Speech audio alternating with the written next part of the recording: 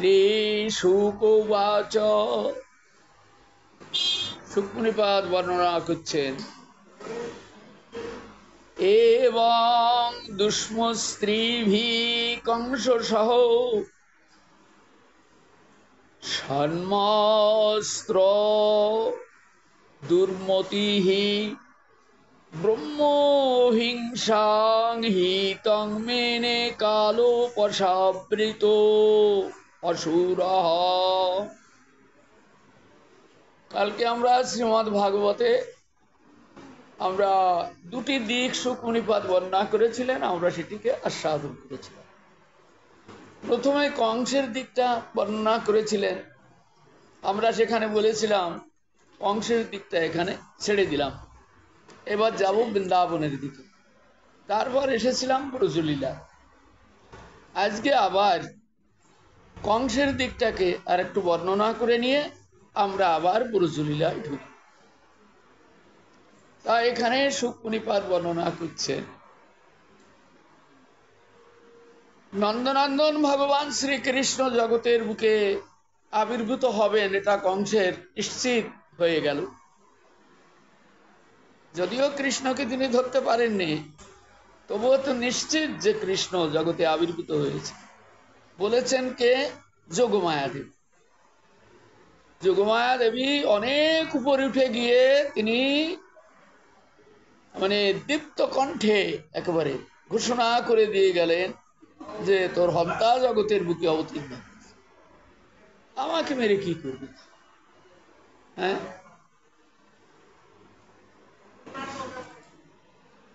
সেই থেকে যোগমায়া দেবীর অন্তর্ধানের পরে কংস নিশ্চিত করে জানলেন যে তার হন্তা জগতে জন্মগ্রহণ করেছে।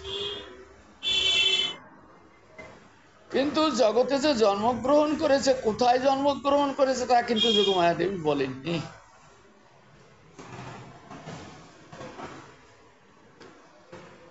এখন সন্দিগ্ধ চিত্ত কংস।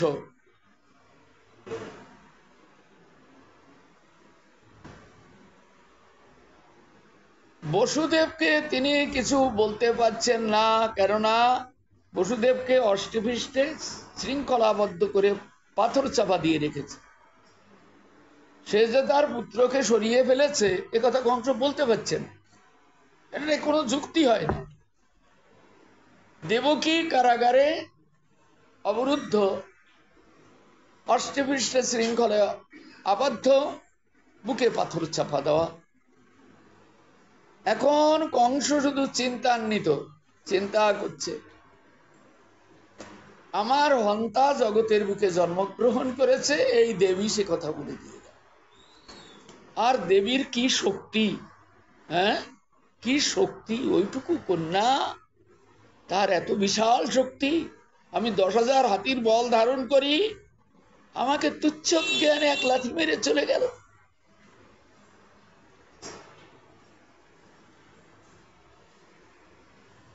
এইটি কংসের স্মরণপথে এসে কংস চিন্তা করতে লাগলো, এইটুকু কন্যা যদি অত শক্তি ধারণ করে, তবে আমার হন্তা যে, তাহলে সে কত শক্তিধর। তাই কাল আমরা আস্বাদন করেছিলাম কংস তার মন্ত্রিসভা ডেকেছে। কত মন্ত্রী তার মন্ত্রিসভায়, যত অসুর সব কংসের মন্ত্রী, এক একটা মন্ত্রী। উক্ত শ্লোকে শুকমুনিপাদ বর্ণনা করছেন যে আসন্ন মৃত্যু, অসুর প্রকৃতি, দুর্বৃত্তি কংস এইরূপে তাহার অপরিণামদর্শী অসুর মন্ত্রীগণের সহিত মন্ত্রণা করিয়া গো ব্রাহ্মণাদির হিংসাকেই নিজের হিতকর বলিয়া স্থির করিল। এখন কংসের মন্ত্রিসভায় সব মন্ত্রীদের মতামত নিয়ে সিদ্ধান্ত হলো গো ব্রাহ্মণ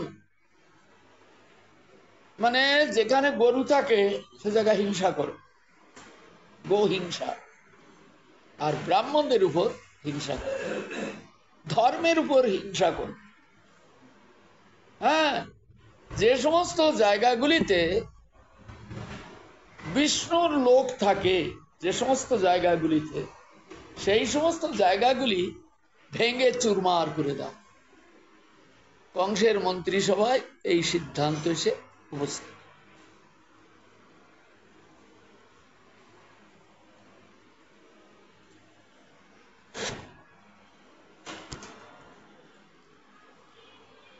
সন্দিশ্য সাহাযুলোকস্য কদনে কদন প্রিয়ান কাম রূপ ধরান দীক্ষু দানবান গৃহ মাবিশত তে বৈ রজ প্রকৃত অস্তমাশা মূঢ় চেতসঃ শতাং বিদ্বেষ মাচে রুরা রাগত মৃতব্যঃ।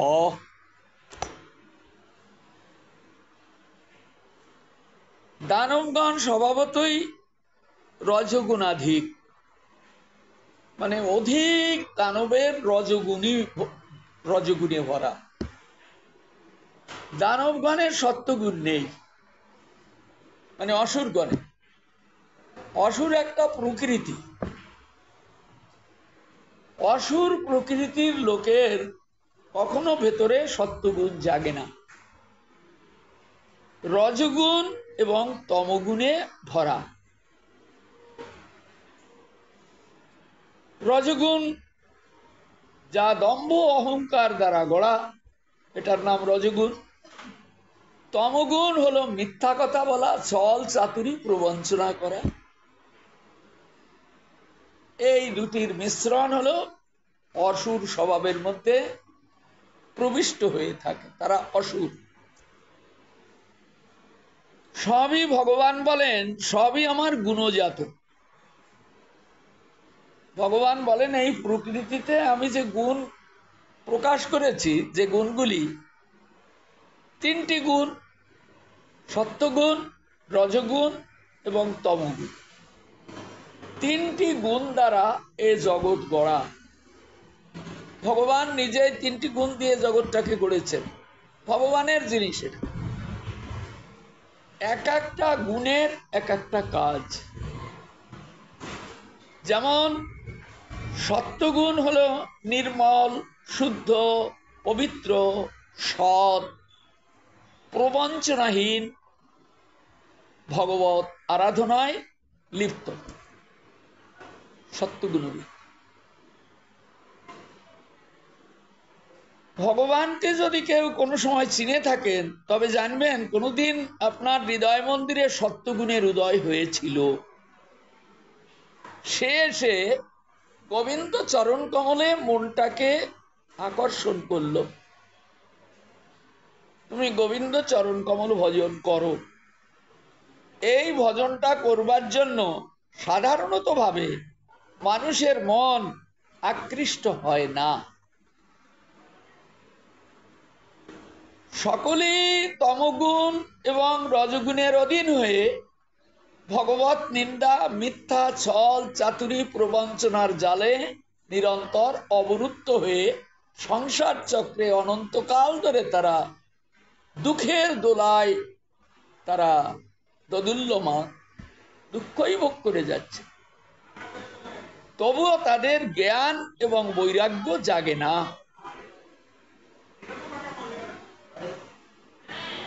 এই যে গুণগুলির মধ্যে সর্বোত্তম যে সত্যগুণ, এই সত্যগুণের উদয় হলো বহু জন্মের স্বীকৃতি এবং সাধনার পরিণতি। বহু জন্ম যারা সাধনা করেছে, সেই সাধনার পরিণতিতে সত্যগুণ এসে হৃদয় মন্দিরে প্রবিষ্ট হয়। সত্যগুণ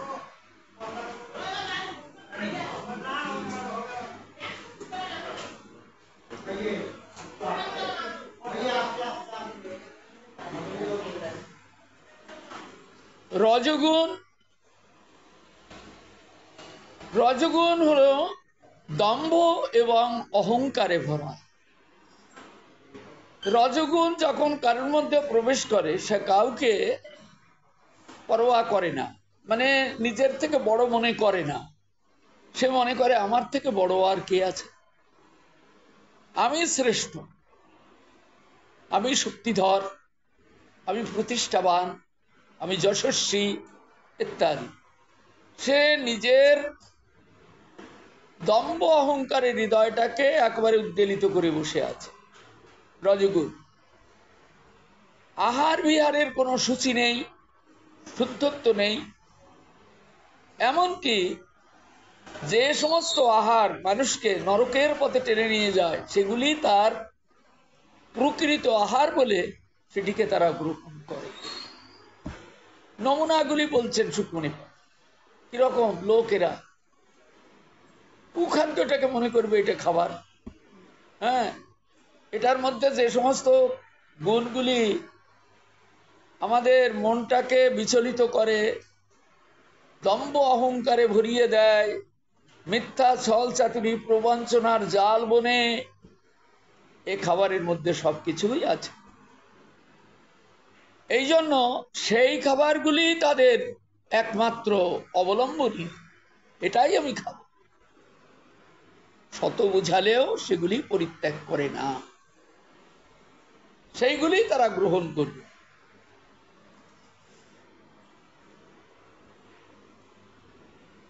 তমগুণ সম্পন্ন ব্যক্তিগণ একদম নিম্ন মার্গের পন্থী। তমগুণ, যে গুণের মধ্যে যে সমস্ত খাবারগুলি খেলে মিথ্যা বাক্য মুখ থেকে নিরন্তর প্রবাহিত হয়, পরের সঙ্গে ছলনা, চাতুরি, বিশ্বাসঘাতকতা, যত নিকৃষ্ট কর্ম আছে, চুরি ডাকাতি বদমাইশি গুন্ডামি, সব সেই সমস্ত খাবারের দ্বারা উৎপন্ন হয়। সুখমণিপাদ এই প্রকার বর্ণনা করছেন। এখন বলছেন এই যে কংসের অনুচর বর্গ এবং কংস, এরা সব রজগুণ এবং তমগুণ দ্বারা গড়া। সংক্ষিপ্ত ভাবে আমি এই নমুনাটা লাগিয়ে দিলাম। তাহলে সব কিন্তু খাবারের উপর নির্ভর করে। আমরা অনেকে তর্ক বিতর্ক করে মনে করি যে হ্যাঁ এইসব কোনো কথা নয়, যা খুশি তাই খাও, ভগবান সব আমাদের খেতে দিয়েছে ইত্যাদি নানান রকম বল। এই যে বলাটা, এটাও তমগুণ সম্পন্ন ব্যক্তিগণের বুদ্ধির বিকাশ, তমগুণেরই বিকাশ। এটা বুঝবে না তো কিছু, যে আমি যে মিথ্যা কথা বলছি, পরকে ফাঁকি দিচ্ছি, বদমাইশি করছি, চুরি করছি, গুন্ডামি করছি, পরকে দুষ্ট বুদ্ধি দিচ্ছি, এসব আমার মধ্যে কেন আসছে? সে তলানিতে গিয়ে তলিয়ে দেখবে না। এগুলি আমার খাবারের দ্বারাই, যে সমস্ত খাবার খেলে এইগুলি উৎপন্ন হয়, সেইগুলির দ্বারাই, সেই খাবারের দ্বারা ওইগুলি উৎপন্ন হচ্ছে। আর আগেই বললাম শুদ্ধ বুদ্ধি যে সত্যগুণ, সেটির বিকাশই হলো শুদ্ধ আহার। এই জন্য সাধু ব্যক্তিগণ ভগবানকে না দিয়ে তারা কিছুই গ্রহণ করে না। আবার অনেক অনেক সম্প্রদায় কলিযুগে আছে, যারা যা খুশি তা ভগবানকে দেয়, কিন্তু নিয়ম নয়। নিয়মটা তো আমাদের গোস্বামীগণ তৈরি করেছেন। মহাপ্রভু নিতাই চাঁদ গোস্বামীগণকে দিয়ে আহারের নির্দিষ্ট তালিকা নির্মাণ করে দিয়ে গেছেন, কোনটি ভগবানকে দেওয়া যায়, কোনটি ভগবানকে দেওয়া যায় না, নিষিদ্ধ। নিষিদ্ধ খাবার যেগুলি তারা দেখেছেন, তারা বিশেষ ডাক্তার বা বিশেষ বৈজ্ঞানিক, তারা দেখেছেন এই খাবারটা খেলে এই গুণ উৎপন্ন হবে, সেইখানে তারা কলম ধরেছেন এটি নিষিদ্ধ। এই জন্য সাধু ব্যক্তিগণ তারা নিষিদ্ধ দ্রব্য ভগবানকে নিবেদন করেন না। যেগুলি শাস্ত্রসম্মত এবং শুদ্ধ, সেইগুলি ভগবানকে নিবেদন করেন এবং সেই খাবারগুলি তারা গ্রহণ করেন। কতক্ষণ খাবারগুলি তারা গ্রহণ করেন, এটা হলো শুদ্ধ ব্যক্তিগণের কাজ। এটা শুদ্ধ ব্যক্তি। এতে কি হয়, ভগবত বুদ্ধি ভগবত স্মৃতি হৃদয় মন্দিরে এসে উপস্থিত হয় এবং প্রাণ ভরে গৌর গোবিন্দ চরণ কমল ভজন করে কৃতার্থ। এখানে কোনো তর্ক নেই, শাস্ত্র সিদ্ধান্ত। মানুষ শাস্ত্র পড়বে না, সে বুঝবে কি করে? সে মনে করবে সবই খাবার। হ্যাঁ, এই জন্য মদ্যাদি যে সমস্ত অমেদ্য বস্তু সে সমস্ত রজগুণ সম্পন্ন ব্যক্তিগণ বেশি করে গ্রহণ করেন। এ সমস্ত খাদ্যের দ্বারা শুধু দম্ভ অহংকার সৃষ্টি হয়, ভগবান বিলুপ্ত হয়ে যায় তাদের স্মৃতি থেকে। শুকমুনিপাদ এই কথাগুলি এখানে বর্ণনা করছে। কংসের যে সমস্ত অনুচর বর্গ এবং কংস, তারা সকলেই রজগুণ এবং তমগুণ সম্পন্ন। হ্যাঁ, তমগুণ সম্পন্ন তারা। এই জন্য সিদ্ধান্ত হলো কংসের মন্ত্রিসভায় সিদ্ধান্ত হয়ে গেল, কাল থেকে 10 দিনের মধ্যে যত শিশু জগতে জন্মগ্রহণ করেছে তাদেরকে হত্যা করো। এখন এই সিদ্ধান্ত যেখানে যেখানে বিষ্ণুর নাম গুণ কীর্তনাদি হয়, যেখানে যেখানে বিষ্ণুর বিগ্রহ, যারা যারা বিষ্ণুর শরণাপন্ন হবে সেইখানে অত্যাচার লাগাও, পুড়িয়ে দাও, জ্বালিয়ে দাও। সিদ্ধান্ত হয়ে গেল। হ্যাঁ, কেন বললেন? আমাদের মহারাজকে রক্ষা করতে হবে। হ্যাঁ, রাজভক্ত প্রজা সব, মহারাজকে রক্ষা করতে হবে। মহারাজের কত গুণ, তিনি বাবাকে বেঁধে কারাগারের মধ্যে নিক্ষেপ করে তাকে একটু জলও খেতে দেয়। কত গুণ সম্পন্ন মহারাজ কংস। হ্যাঁ, আর সব সময় চিন্তা হলো বিষ্ণুর অনুগামী কারা, তাদেরকে হত্যা করো, তাদেরকে তাড়াও। এই জন্য কেয়ক, তারপর কোশল ইত্যাদি পার্শ্ববর্তী মথুরার রাজ্যগুলিতে তারা সব যারা বিষ্ণু ভক্ত, তারা কংসের অত্যাচার সহ্য করতে না পেরে এই সমস্ত দেশগুলিতে পালিয়ে যেতে লাগলো, পালিয়ে যেতে লাগলো। আর কিছু ভগবানের অনুগামী ভক্ত চিন্তা করলেন, ভগবান যখন আমরা জানতে পেরেছি তিনি এই মথুরায় তিনি আসবেন, তখন আমরা মরব, তবুও মথুরা ছাড়ব না। কংস তুমি যতই অত্যাচার করো না কেন, আমরা মরব, তবুও মথুরা ছাড়ব না। কেন? এই মথুরায় তুমি এসে আবির্ভূত হবে, আর আমরা তোমাকে দর্শন করে নয়নের সার্থকতা আমরা খুঁজে নেব। হ্যাঁ, তারাই সব মথুরায় বাস করতে লাগলেন। কংসের অত্যাচার সহ্য করেও তারা মথুরায় বাস করতে লাগলেন। কংস অত্যাচার চালাতে লাগলো। শুকমুনিপাদ উক্ত অধ্যায়ে এই কংসের দিক থেকে এগুলি বর্ণনা করে আমাদিগকে শুনিয়ে, আবার কাল যেমন বৃন্দাবনের দিকে তিনি মোড় নিয়েছিলেন, আমরা বৃন্দাবনের কথা সাধন করেছিলাম। হ্যাঁ, কালকে কি আস্বাদন করেছিলাম? মথুরায় দেবকীর অষ্টম গর্ভের সন্তান, তিনি জগতের বুকে প্রকটিত হয়েছিলেন, কিন্তু তিনি চতুর্ভুজ মূর্তিতে প্রকট হয়েছিলেন। কেননা এই বসুদেব এবং দেবকী তারা সত্যযুগে সুতপা এবং কৃষ্ণী ছিলেন। ভগবান নারায়ণের কাল তখন সত্যযুগে নারায়ণ, ভগবান নারায়ণের কাল। এই নারায়ণের সময় তারা নারায়ণের আরাধনা করে নারায়ণকে পাওয়ার জন্য তারা অত্যন্ত উৎকণ্ঠিত বা ব্যাকুলিত হলেন। তারা গভীর সংসার থেকে নারায়ণকে প্রাপ্ত হলেন না।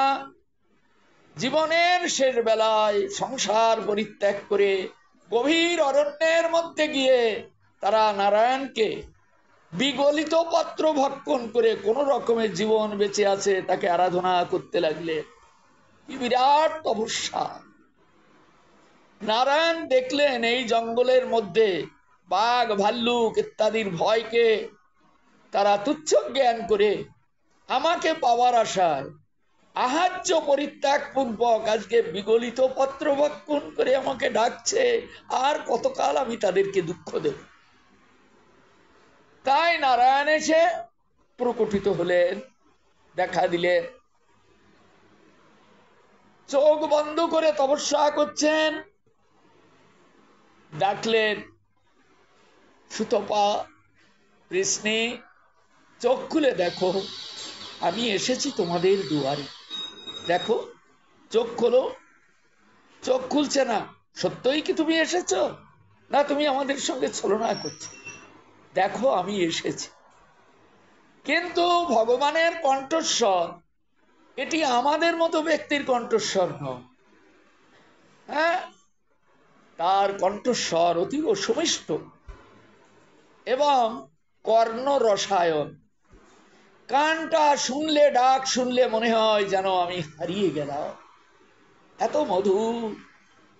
চোখ খুলে দেখেন শঙ্খ চক্র গদা পদ্মধারী নারায়ণ সম্মুখ ভাবে দাঁড়িয়ে আছেন, চতুর্ভুজ। তার গায়ের থেকে অপূর্ব জ্যোতি। হ্যাঁ, চারিদিকটে জঙ্গলের মধ্যে তো সমস্ত দিক উজ্জ্বল করে যেন তিনি দাঁড়িয়ে আছেন অপূর্ব সুন্দর গ্রতিতে। চোখ খুলে তাকে দর্শন করে প্রণাম করলেন নারায়ণের চরণ কমলে। জয় ভগবান নারায়ণ কি! প্রণাম করলেন। এইবার বলছেন, বলো কেন এত কঠোর তপস্যা? কি জন্য এত কঠোর তপস্যা করলে? আমাকে পাওয়ার জন্য? চাও, বলো কি চাই তোমার, কি জন্য? কথা বলছেন, কথা বলো। এই গভীর অরণ্যের মধ্যে কত বিপদ সংকুল এই বন, হিংস্র জন্তুর গতাগতি, তার মধ্যে জীবনের মায়া পরিত্যাগ করে আমারই জন্য এত দৃঢ় আরাধনা। তাই তো আমি এলাম। চাও, বর চাও। সুতপা বলছেন, অহং বরং ন যাচ্ছে, আর বরের কোনো দরকার নেই, আর বর চাই না। কেন? যে জন্য জঙ্গলে এসে আরাধনা করেছি তাকেই তো পেয়ে গেছি, আবার কি বর চাইব? হ্যাঁ, তাকে তো পেয়ে গেছি, তো পেলে আর কি চাওয়া থাকে? তবুও ভগবান নারায়ণ বলছেন, না, আমি বরদানকারী ভগবান। আমি যাকে দেখা দেই তাকে আমি বরদান না করে যাই না। ওরা বলছে, না না, অহং বরং ন যাচ্ছে, আমরা বর পাওয়ার জন্য তোমাকে আরাধনা করি। তোমার গুণে মুক্ত হয়ে সংসার ছুটে গেছে পায়ের তলা দিয়ে, শুধু ওই নয়ন কমল চেয়েছে কবে হবে তোমার সাথে আমার দেখা। তাই এই গভীর অরণ্যের মধ্যে এসে তোমাকে পাওয়ার জন্য আরাধনা করেছি। তোমাকে সচক্ষে দর্শন পেলাম, এটাই জীবনের সার্থকতা। আর কি চাইব? আর কেন চাইব? ভগবান নারায়ণ বলছেন, না, আমি যাকে দেখা দিই তার কিছু না কিছু চাইতেই হবে। হ্যাঁ, যেমন সদ্যজাত শিশু দোলায় ক্রন্দন করে, মা অন্য কাজে থাকে, যখন বেশি করে কাঁদতে লাগে তখন মা আর অন্য কাজ করতে পারে না, সে দোলার কাছে ছুটে আসে। তখন দোলার থেকে শিশুটাকে তুলে সে স্তন দুগ্ধ দেয়। তো কথা বলতে পারে না, কাঁদছে, নিশ্চয়ই ক্ষুধা পেয়েছে। তাই মা তাকে স্তন দুগ্ধ দান করে। শিশু যদি সেই স্তন দুগ্ধ পান না করে তাহলে মাতৃস্তনে কি ব্যথা লাগে না? ওই যে দুধের চাপ সেটি তার স্তনে ব্যথা লাগে না। ঠিক যেন আমাদের গোস্বামীপাদ এই প্রকার দৃষ্টান্তের মতো নারায়ণের দৃষ্টান্তটাকে টেনে এনে বলছেন, বরদানকারী ভগবান এসে দাঁড়িয়েছেন, তিনি বর না দিয়ে যাবেন না। তুমি যদি না চাও তাহলে তিনি দেবেন কি করে? এই জন্য তিনি যেন ব্যথা পাচ্ছেন। আহা, এত কষ্ট করে আমাকে ডেকেছে, এখন সে কিছুই চাইবে না। আমি যাকে দেখা দেই তাকে তো আমি কিছু দেবই, দিতেই এসেছি আমি। এখন ভাবনায় ফেলে দিলেন, বারবার বলছেন নারায়ণ, তারা বারবার বলছেন নেব না। তখন চিন্তা করতে লাগলেন, নারায়ণ না দিয়ে যাবে না, তাহলে তো চাইতে হবে। তখন বরটা চাইল, হে নারায়ণ, যদি তুমি বর না দিয়েই যাবে না, তবে আমাদিগকে এই বর দাও, জনম জনম যেন তোমায় পুত্র রূপে পাই।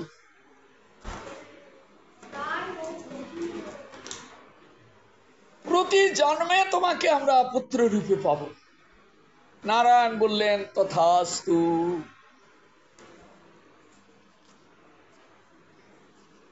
সত্যযুগ চলে গেল। হ্যাঁ, সত্যের পরে এলো ত্রেতা যুগ। ত্রেতা যুগে এই সুতপা এবং এই পৃষ্ণি, এই সুতপা এবং পৃষ্ণি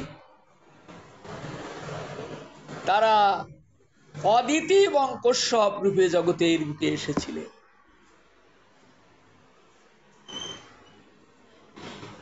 ভগবান নারায়ণ এবার রামচন্দ্র রূপে জগতের বুকে অধিষ্ঠিত হয়েছিলেন।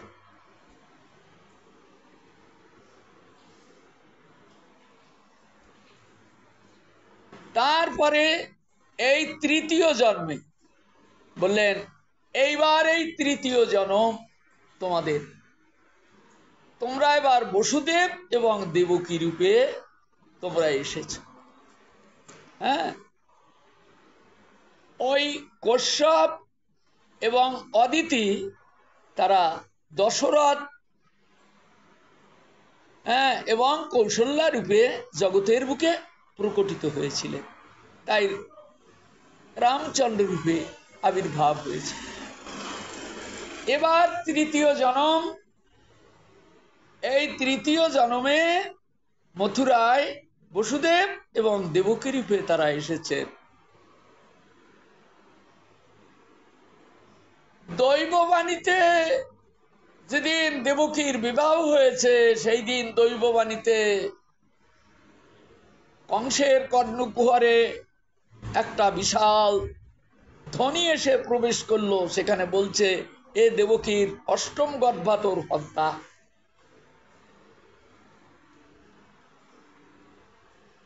কংস দেবকীকে মারতে গেল। আমরা প্রার্থনাগুলি শুনেছি, আজ আর নয়।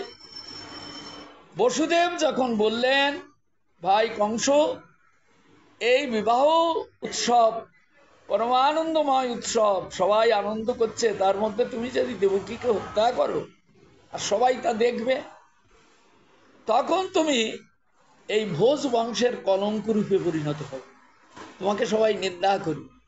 আমি চাই না যে সবাই তোমাকে নিন্দা করবে, কেননা তুমি প্রশংসার পাত্র।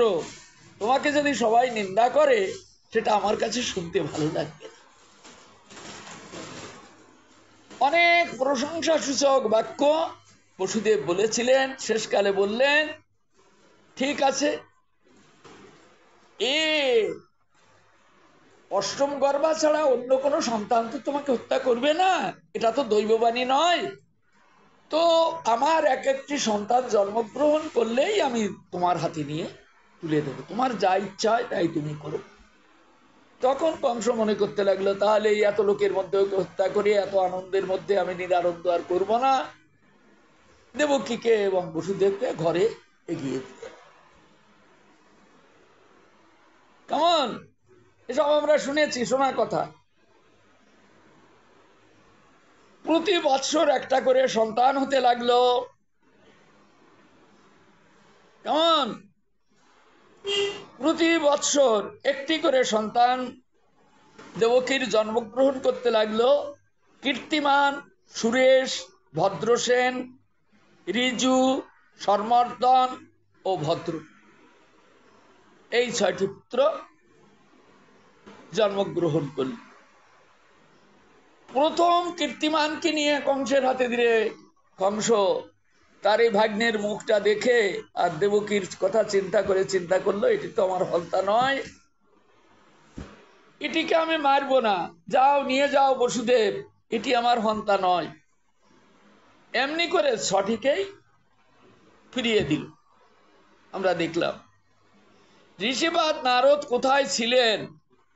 হ্যাঁ, তিনি একদিন কংসের উদ্যানের মধ্যে এসে কংসকে ডাকলেন, কংস। হ্যাঁ, কংসের বংশ পরিচয় আমার কাছে আছে, কিন্তু আমি বলার সময় পাই না। কংস হলো ভোজ বংশজাত, ভোজ। এখন অত কথা বলা যাবে না, তাহলে আমি আসল জায়গায় যেতে পারবো না। এখন ঋষিপাদ নারদ কংসকে ডেকে বলছেন, কংস তুমি এটা কি করলে? আমি যখন স্বর্গে মন্দার পর্বত থেকে আসি, মন্দার পর্বতে আমি দেবতাদের একটা সভা দেখে এলাম। ওই সভাটা দেখে আমি একটু আড়ালে দাঁড়ালাম, দেখি এই সবাই কি আলোচনা হয়। আমি একটু আড়ালে দাঁড়িয়ে শুনলাম তারা তোমার মৃত্যুর কথা চিন্তা করছে। কেননা তুমি এই বয়সে এত অত্যাচারী হয়ে গেছো, এর পরে যখন তুমি আরো বড় হবে তখন স্বর্গের দেবতারা তারা তোমার ভয়ে এখনই ভীত হয়ে তারা সবাই মিলে মন্ত্রণা করছে কিভাবে তোমাকে হত্যা করা যায়। ঋষিপাদ নারদে সেই কথা বললেন। অতএব তুমি এখন থেকে একটু সতর্ক হও। আমি নিজ কানে শুনে এসেছি, দেবতারা সব সলা পরামর্শ করছে। আর বললেন কি, কংস তুমি পূর্ব জন্মে কালনেমি ছিলে, হিরণ্যাক্ষের পুত্র কালনেমি ছিলে, এইবার তুমি কংস হয়ে এসেছ। তুমি আগের জন্ম অসুর ছিলে, এই জন্ম অসুর হয়ে এসেছ। কিন্তু জানবে তোমার বাবা, তোমার মা, এই মথুরাবাসী যত লোক, তোমার আত্মীয় স্বজন, বন্ধু বান্ধব ইত্যাদি যা দেখছো, এরা কেউ অসুর নয়, এরা সব দেবতা। দেবতারা স্থানে স্থানে জন্মগ্রহণ করেছে, তারা সব বড় বড় এখন পদস্থ। তোমার বাবাও দেবতা। তুমি এদের সঙ্গে একত্রিত হয়ে থাকলে এরাও ওই দেবতাদের সঙ্গে মিশে তোমাকেই হত্যা করবে বলে মন্ত্রণা দিয়ে চলে গেলেন। হ্যাঁ, মায়ের কথাও আমরা সাধন করেছি, আজকে আর সেসব হবে না। কংস তখন চিন্তা করতে লাগলে, কি চিন্তা করতে লাগলো কংস? আবার ঋষিপাদ নারদ বললেন, ওই যে 8টি ছেলে, ওই 8টি ছেলেকে যদি এক জায়গায় করে উল্টো দিক থেকে গোনে তাহলে প্রথমটা হবে অষ্টম, যদি ঘুরিয়ে ফিরিয়ে গোনে তাহলে দ্বিতীয়টাও অষ্টম বানাতে পারে, এমনি করে সবকটাকে অষ্টম বানাতে পারে। তুমি কোনটা মনে করছো এটা অষ্টম? অতএব ঋষিপাদ নারদের বুদ্ধিতে কংস বুঝলো যে একটাকেও ছেড়ে দেওয়া উচিত নয়, সবকটাকে আমার হত্যা করা উচিত। এই জন্য কংস পুনরায় বসুদেবকে দিয়ে ডাকিয়ে এক একটি করে পুত্র নিয়ে সব পাষাণে আছাড় মেরে মেরে ফেলে দিল। কেমন 6টা মেরে ফেলে দিল। সপ্তম গর্ভে বলরাম 3 মাস মাত্র রোহিণীর গর্ভে ছিলেন, যোগমায়া দ্বারা 3 মাস মাত্র দেবকীর গর্ভে ছিলেন। যোগমায়া তাকে আড়াল করে স্থানান্তরিত করে বসুদেবের আর এক স্ত্রী যার নাম রোহিণী, তার গর্ভে স্থানান্তরিত করেছিলেন। তার খবর কেউ পেল না।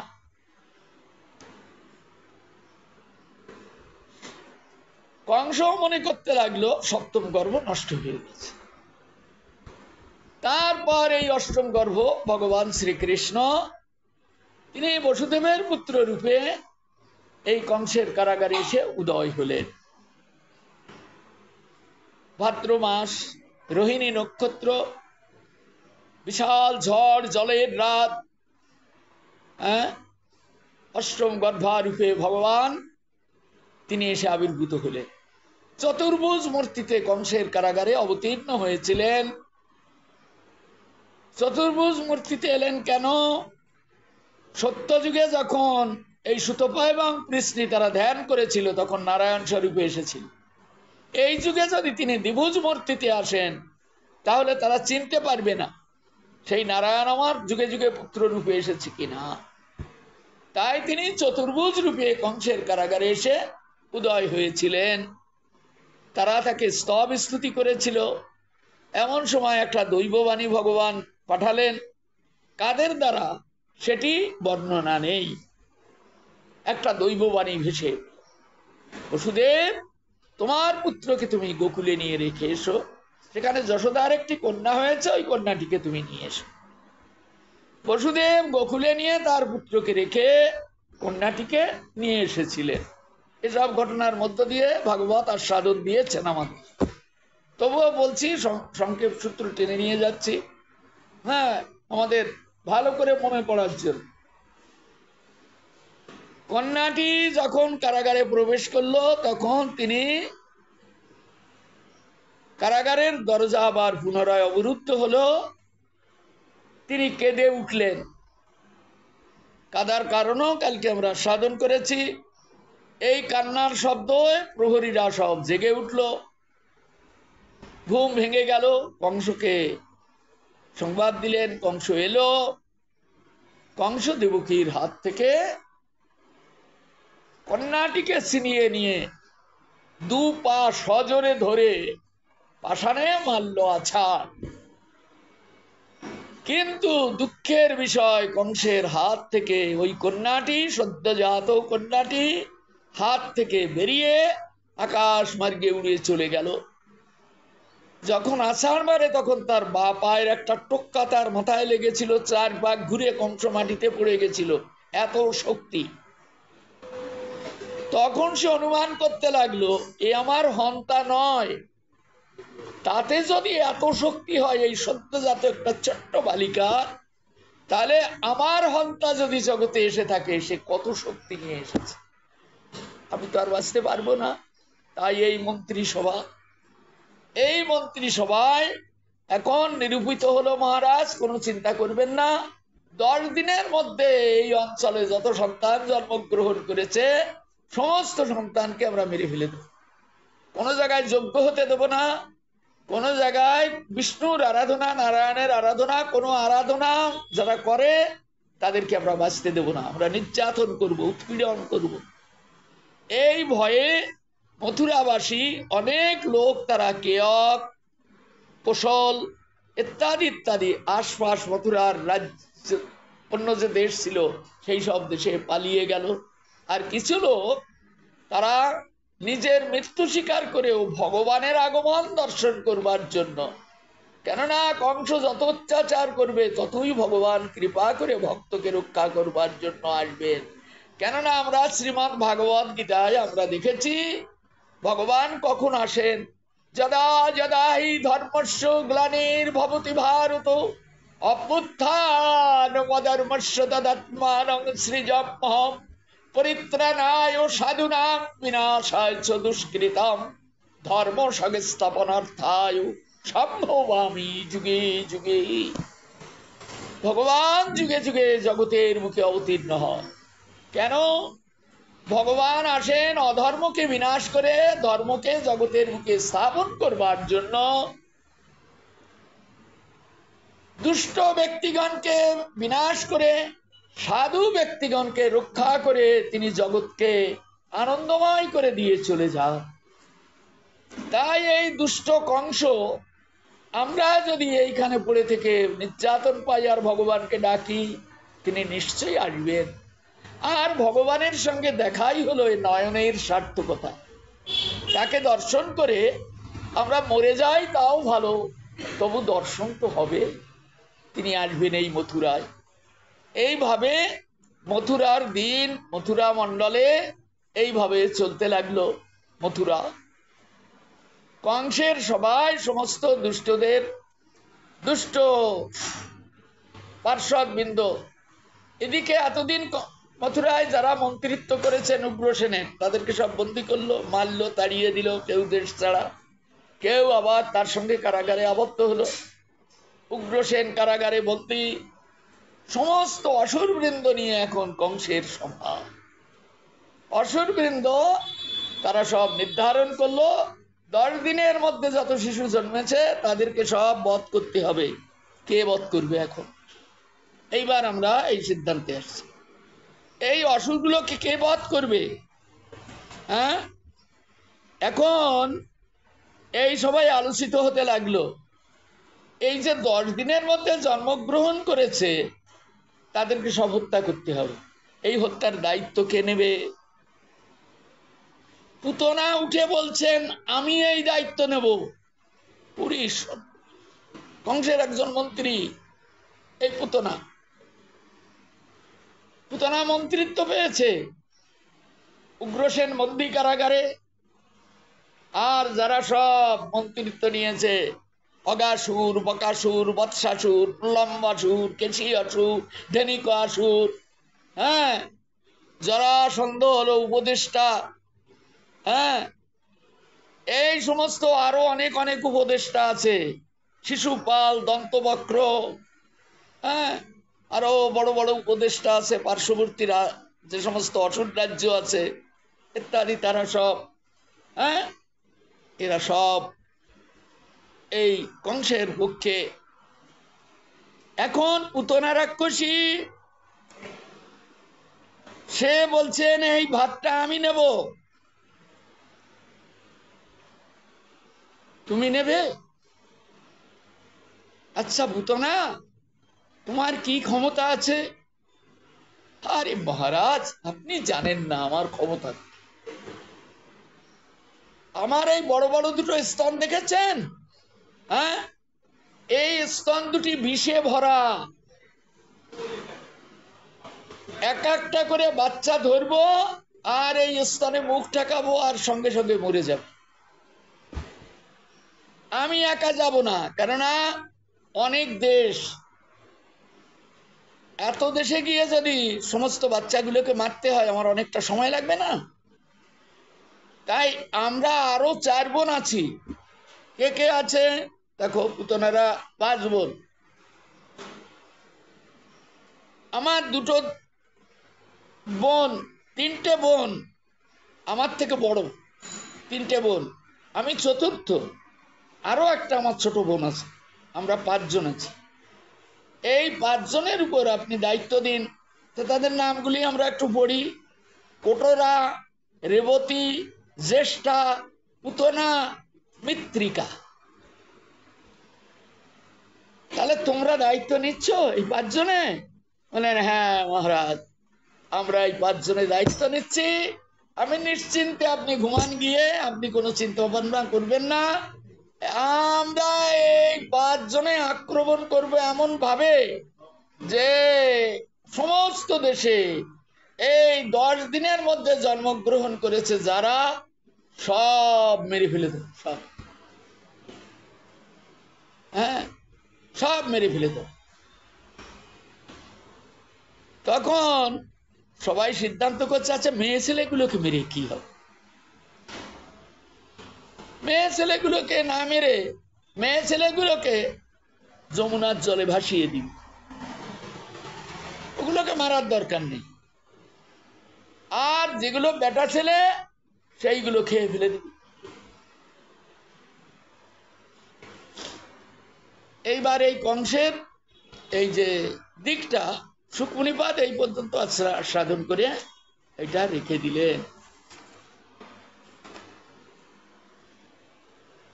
এবার নন্দালয়ে যাচ্ছি, বৃন্দাবনে যাচ্ছি, এটা মথুরায়, মথুরার কথা হলো এই পর্যন্ত।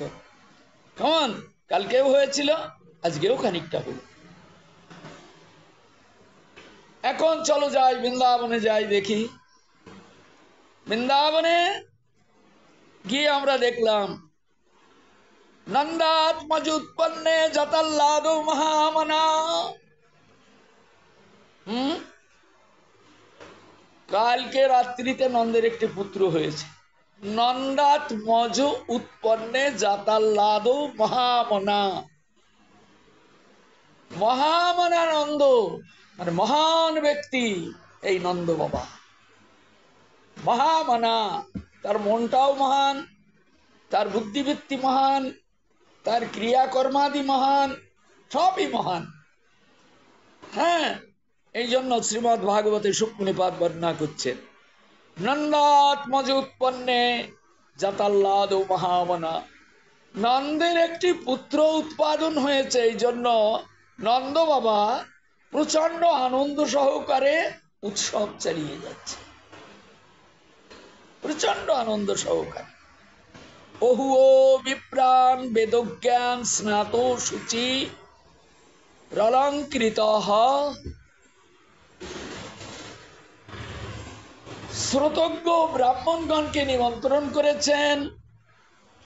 ভালো গায়ক, ভালো বন্দী, বন্দী কাকে বলে? মানে যারা গান বন্দনা করেন, বাঁধেন যারা, লেখেন যারা, তাদেরকে বন্দী বলা হয়েছে। মানে কারাগারে বন্দী নয়। গান কি করে লিখছে তারা? নন্দনন্দনকে তারা দেখছে, নন্দনন্দনকে দৃষ্টিপাত করছে। নন্দনন্দন কেমন দেখতে।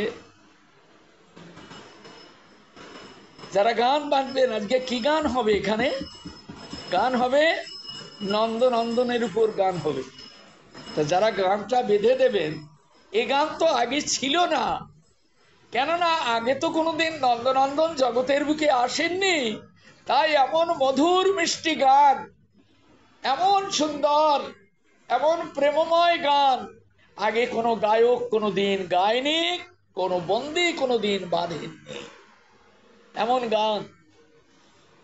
তাই যারা গানের পদগুলি রচনা করছেন, তারা নন্দনন্দনকে দেখছেন। সুতিকা গৃহে নন্দনন্দন, মা যশোদার কোল আলো করে তিনি মা যশোদার কোলে তিনি শায়িত অবস্থায় শুয়ে আছেন। হ্যাঁ, মাঝে মাঝে বাইরের দিকে তাকাচ্ছেন। কেন তাকাচ্ছেন? আরে এত তাকানো শিখে ফেললে? বললেন ভগবান তিনি তাকাচ্ছেন, সবাই তাকে দেখতে আসছে, আর তিনি কি মুখটা ফিরিয়ে থাকবেন? হ্যাঁ, কেননা ভগবান জগতের বুকে প্রতিজ্ঞা করেই এসেছে, যে মোরে জয়ছে ভজে মই ভজি তারে। যারা দেখতে আসছে তাদেরকেও তো আমি দেখব, এটাই তো আমার সাধনা। তোমার সাধনা যেমন আমাকে দেখার, আমার সাধনাও ঠিক তেমনি, আমি তোমাকেও দেখব। কে এলো আমাকে দেখতে? হ্যাঁ, এই জন্য ওই নন্দনন্দনের গান বাজবার জন্য বন্দিগণ দাঁড়িয়ে আছে কলম হাতে করে নিয়ে। কেমন দেখতে থাকে। হ্যাঁ, এ গান কি গান? এ গান নন্দনন্দনের ভুবন ভুলানো রূপ মাধুরীমা।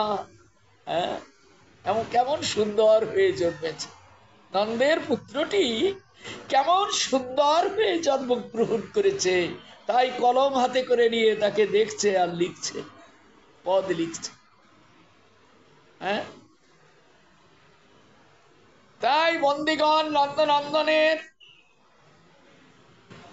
মৃদু মন্দ সুমিষ্ট হাসি সেটিকে বর্ণনা করছেন, তার রূপের মাধুরীমা বর্ণনা করছেন। হ্যাঁ, তিনি একটু একটু চরণ দোলাচ্ছেন। হ্যাঁ, তার চরণের মহিমা বর্ণনা করছেন। হ্যাঁ, তার শরীরকে পরিচালনা সম্পর্কে বর্ণনা করছেন। এমনি করে গান লিখে লিখে গায়কগণের দুয়ারে ফেলে দিচ্ছেন।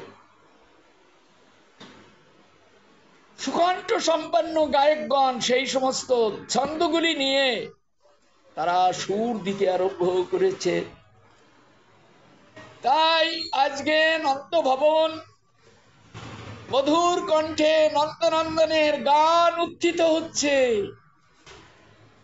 যে গান শ্রবণ করে গন্ধর্বগণ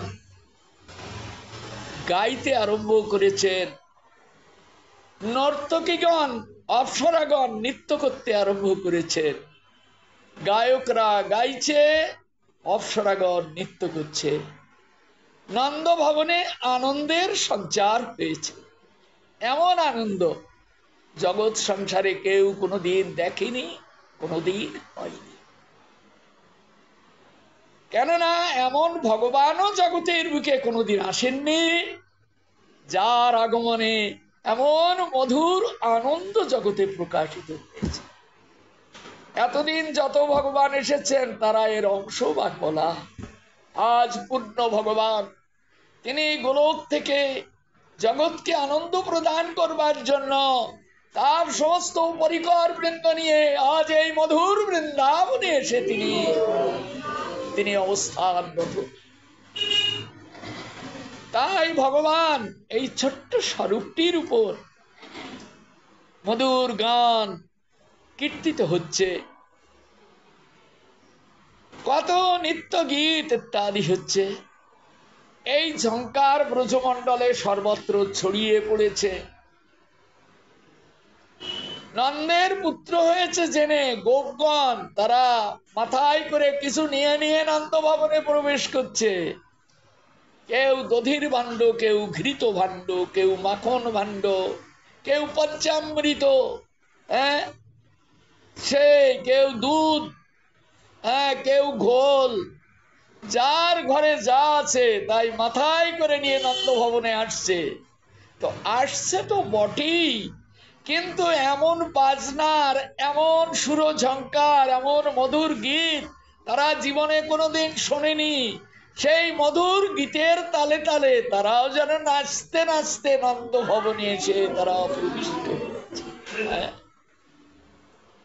নন্দ ভবনে এসে তারা সব প্রবিষ্ট হচ্ছে। সংবাদ ছড়িয়ে যেতে সময় লাগে না। গোপীরা শুনলেন নন্দনন্দন জগতের বুকে আবির্ভূত হয়েছেন। আমার স্বামীরা সেইখানে গিয়ে তারা নৃত্য আরম্ভ করে দিয়েছে, খেয়াল নেই, কারোর জ্ঞান নেই। কেননা ভগবত প্রেমটা এমন জিনিস, যদি কেউ মন প্রাণ দিয়ে সেটিকে আস্বাদন করে তো মনটা মেতে যায়, আকুল হয়ে যায়, প্রাণ আকুলিত।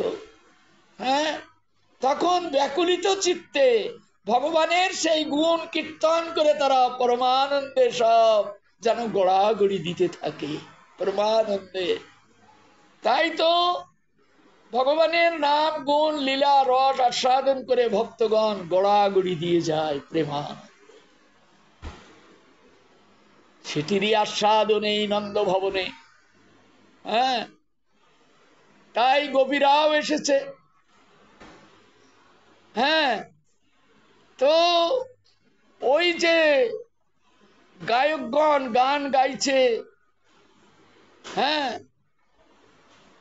গন্ধর্বগণ গান গাইছে, গন্ধর্বগণ এসেছে সব, তারা সব গান গাইছে, মধুর গান গান গাইছে। এই গানের তালে তালে গোপগণ নৃত্য করছে। গোপীগণ তারাও নন্দ ভবনে এসেছে। তারা কি কি নিয়ে এসেছে? মানে তৈল হরিদ্রা, দেখা যায় শ্রীমদ্ ভাগবত, তেল আর হলুদ। নন্দনন্দনকে নিয়ে খুব আনন্দ হচ্ছে। তা তারা তো দধি, দুগ্ধ, ঘৃত, ঘোল, মাখন, সন্দেশ, চানা, ক্ষীর সব নিয়ে গেছে।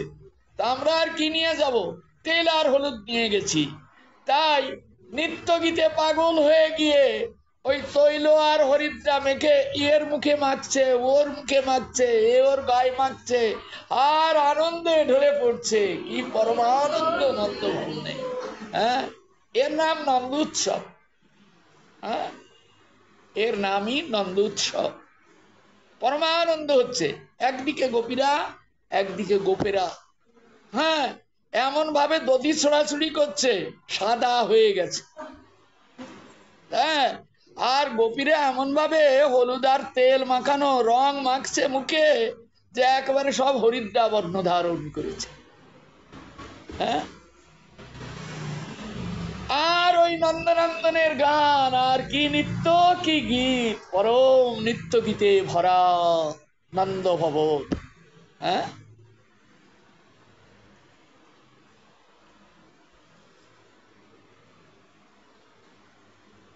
বাচয়িতা স্তত্তয়নং জাতো কর্মাত্ম যস্য বৈ কারয়ামাশো বিধিবৎ পিতৃদেবার্চনং তথা।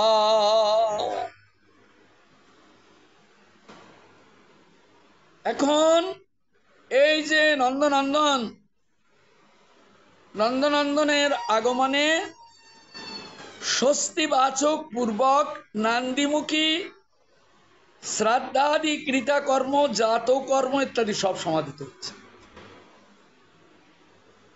হ্যাঁ, জাত কর্ম, সন্তান জন্মগ্রহণ করলে তার মঙ্গলের জন্য যত কর্মাদি আছে সব হচ্ছে। ব্রাহ্মণগণ মন্ত্র উচ্চারণ করছেন, আর সমস্ত মন্ত্র উচ্চারণ করে স্বস্তিবাচক মন্ত্র পাঠ হচ্ছে। হ্যাঁ, নান্দির শ্লোকগুলি পাঠ হচ্ছে। নন্দ বাবা তাদের জন্য কিছু তিল পর্বত দান করছেন ব্রাহ্মণগণকে। ভালো তিল উৎপাদন হয় এমন কিছু পর্বত আছে, এক একটা পর্বত এক এক ব্রাহ্মণকে দান করে দিচ্ছে, তিল পর্বত। হ্যাঁ,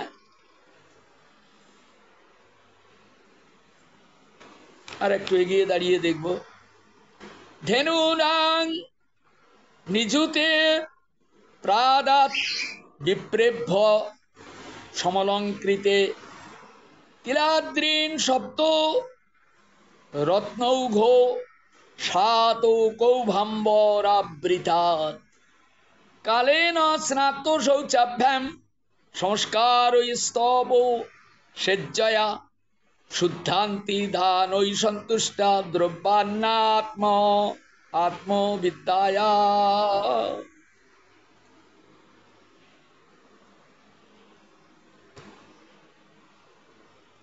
তিনি স্বর্ণ শৃঙ্গ এবং রৌপ্য ক্ষুরাদি পরিশোভিত 20 লক্ষ ধেনু,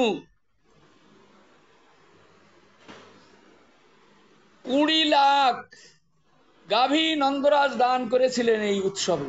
20 লাখ গাভী, 20 লক্ষ। এই গাভীগুলোর খুরগুলি রূপ দিয়ে মোড়া, আর শিংগুলি সোনা দিয়ে বাঁধানো, গলায় সোনার হার, আর পিঠের উপর সুন্দর বস্ত্র, তার উপর কিছু টাকার থলি, এক একটা গাভীর পিঠে চাপিয়ে এক এক ব্রাহ্মণকে দান করতে লাগলে। আর শব্দ হতে লাগলো, দেহ দেহ লেহ লেহ শুনিয়ে এই রব, তাও নাও। নন্দ উৎসব হচ্ছে এইসব। হ্যাঁ, দান হচ্ছে ভগবানের জন্য। বললেন এত দান করলেন কেন? বলেন দানই জগতের কল্যাণ, দানটাই হলো জগতের কল্যাণ। কিরকম কল্যাণ? সব জায়গায় দান করলে কল্যাণ হয় না। ভগবানের উদ্দেশ্যে যদি কেউ দান করেন সেটি কল্যাণে পরিণত হয়। যদি সেখানে ভগবানের কোনো স্মৃতিগন্ধ না থাকে তাহলে দানেও ফল প্রদান করে না। ভগবত স্মৃতি যদি না থাকে তাহলে দানেও কোনো ফল প্রদান করে না। দেখো উত্তম শ্লোকে বর্ণনা হচ্ছে, উত্তম শ্লোকী ভাগবত এখানে বর্ণনা করছেন, আমাদের গোস্বামী পাদগণ টিকা করছেন। তুমি দান করার কে? তুমি কি পেয়েছো যে লোককে তুমি দান করবে? এই জগৎ সংসার ভগবানের দ্বারা সৃষ্টি হয়েছে, এ তো আমরা সবাই জানি। হ্যাঁ, কারণার্ণবসায়ী মহাবিষ্ণু যখন মায়াতে ইক্ষণ করলেন তখন মায়ার গর্ভ হলো, গর্ভের থেকে এক একটা ডিম পড়তে লাগলো, সেইগুলি হলো ব্রহ্মাণ্ড। এরকম অনন্ত ব্রহ্মাণ্ড সৃষ্টি হয়েছে ভগবানের দৃষ্টিপাত। ক্ষিতি অতেজ মরুদ্বম দ্বারা ব্রহ্মা দেহ সৃষ্টি করেছে, তাতে আমরা এক একটা দেহ পেয়েছি।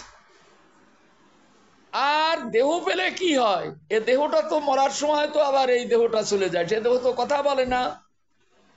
এখন এই দেহে কথা বলছে, খাচ্ছে যাচ্ছে, সুখ স্বাচ্ছন্দ্য, ক্রোধ লোভ মোহ ইত্যাদি প্রকাশ পাচ্ছে, এ দেহ এইরকম।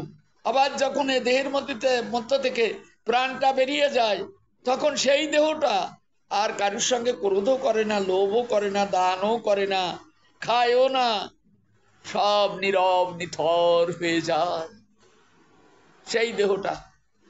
ওই যে মৃত দেহটা, ওটাই ব্রহ্মার সৃষ্টি করা। আর এর মধ্যে এমন একজন আছেন যিনি আমাকে মাতৃগর্ভ থেকে, মাতৃগর্ভের মধ্যে প্রবেশ করে, গর্ভের মধ্যে বাড়িয়ে তাকে আবার জগতে প্রকাশ করে, নানান রকম খাবার আদি দিয়ে, হ্যাঁ, তারপরে নিঃশ্বাস প্রশ্বাস, হ্যাঁ, ইত্যাদি সব কিছু দিয়ে, আহার্য দিয়ে তিনি আমাকে তিলে তিলে বড় করেছেন। তিনি তিনি যেদিনের ভেতর থেকে বেরিয়ে চলে যাবেন, সেদিনে দেহেও নীরব নিথর হয়ে যায়, দেহ আর থাকে না। এই যে ভেতরে আত্মা রূপে প্রবেশ করে আমাকে মাতৃগর্ভ থেকে বের করে তিনি এইবার আমাকে বাড়াচ্ছেন, খেতে দিচ্ছেন, আহার্য দিচ্ছেন, বাসস্থান দিচ্ছেন, সবই দিচ্ছেন। ইনি কে? ইনি হলেন গোবিন্দ। হ্যাঁ, তিনি বলছেন গীতা বাক্যে অর্জুনকে উদ্দেশ্য করে, অর্জুন ঈশ্বর সর্বভূতানাং হৃদ্দেশে অর্জুন তিষ্ঠতি। অর্জুন, আমি সকলের হৃদয় বিরাজমান আছি, সবার হৃদয়ে।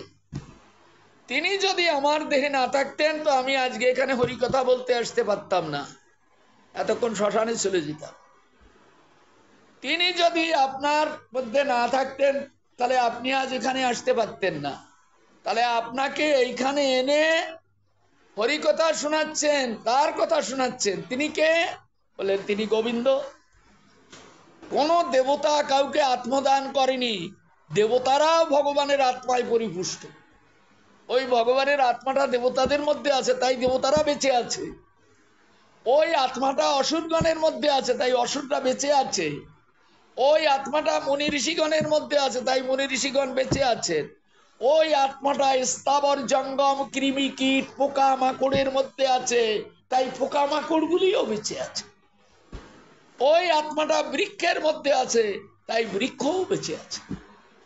তাহলে ভগবান আত্মারূপে সবার মধ্যে প্রকাশ, সবার মধ্যে তিনি প্রকাশ পাচ্ছেন। আজকে বৃক্ষটা দেখছি সবুজ পাতায় ভরা, কালকে যদি দেখি পাতাগুলো ঝরে ঝরে যাচ্ছে, তখন বলবো বৃক্ষটি মরে গেছে, মানে আত্মা চলে গেছে। বড় বাঘ দেখে ভয় পাচ্ছি, তার হিংস্রতা দেখে ভয়ে লুকাচ্ছি। একদিন দেখা গেল তিনি মরে চিৎপাত হয়ে পড়ে আছে। তাহলে ওর ভেতরে কে ছিল? ভেতরে আত্মা ছিল। আত্মা কে? আত্মা গোবিন্দ। সেই জন্য ভগবান বলছেন ঈশ্বর সর্বভূতানা হৃদ্দেশে অর্জুন তিষ্ঠতি।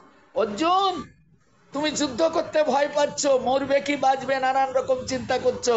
কাদের সঙ্গে যুদ্ধ করছি? এরা আমার আত্মীয় স্বজন, এরা আমার উমুক, তাদের মেরে আমার কি সুখ হবে ইত্যাদি নানান রকম চিন্তা করছো। আরে সবই আমার খেলা, সবার মধ্যে আমি বিরাজমান, তোমার মধ্যেও আমি বিরাজমান। আমি বেরিয়ে গেলে সব নীরব নিথর হয়ে যাবে, জগতের কোনো স্মৃতি তার মধ্যে থাকবে না। তাই আমি আছি, তাই জগৎ আছে। তার মানে আমরা ভগবানের এক চিক্কণ, যা অনুবীক্ষণ দুর্বীক্ষণ আদি বহু যন্ত্র আবিষ্কার হয়েছে, কিন্তু তাকে ধরতে পারে না। এত সূক্ষ্মাতি সূক্ষ্ম এই আত্মা। ভগবানের অতটুকু অংশ আমার মধ্যে আছে।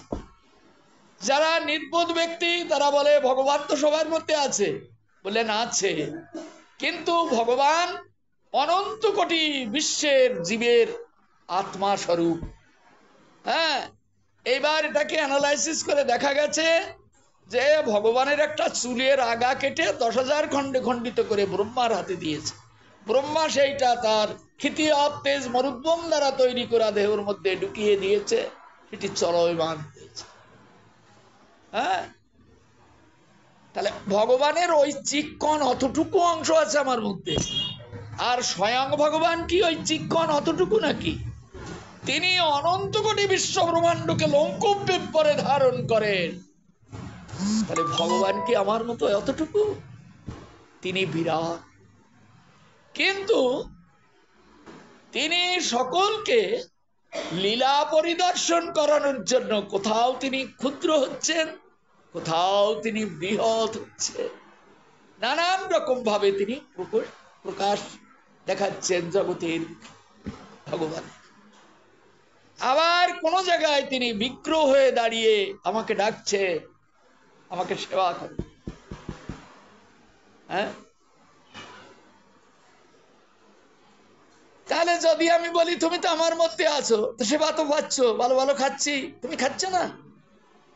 বললেন না, এ বিষয়ে আমার নিষেধাজ্ঞা আছে। যা আগে বললাম, আমি খাবারের মধ্যে 3টি গুণ প্রবেশ করিয়ে রেখেছি।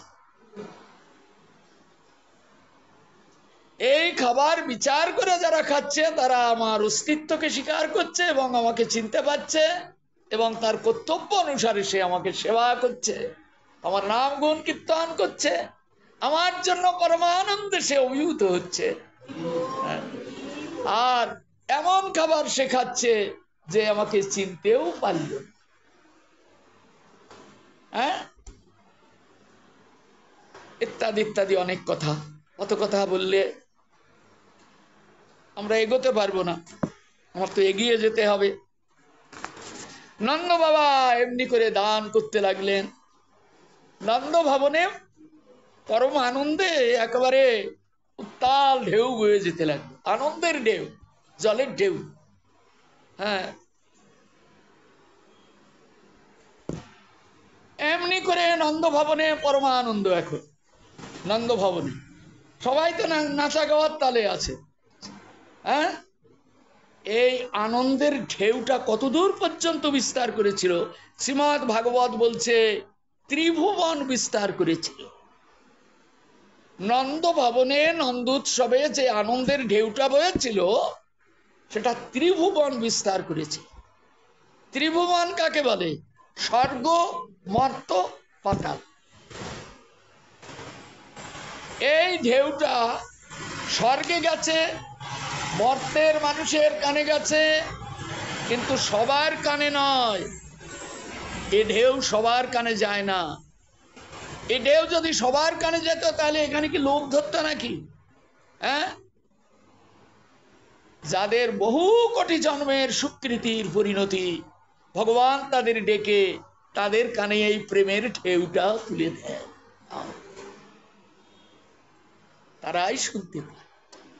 হ্যাঁ, সবাই শুনবে নাকি? এই জন্য ঢেউটা ত্রিভুবনে চলে গেল, স্বর্গ, মর্ত, পাতাল সর্বত্র চলে গেল, কিন্তু শোনার মতো কান যার আছে সে শুনতে পেল। দেবতারা সবাই শুনতে পেল। চিন্তা করলো, আজকে যদি আমরা মনুষ্য দেহ পেতাম, তাহলে আমরা যদি ব্রজের গোপী হতাম, তাহলে আমরা জগতের বুকে আজকে ভগবানকে দর্শন করে পরমানন্দে নিত্য গীত আমরাও করতে পারতাম। কিন্তু ভগবান তো সে অধিকার আমাদের দেননি। আমরা তো ব্রজের গোপী নই।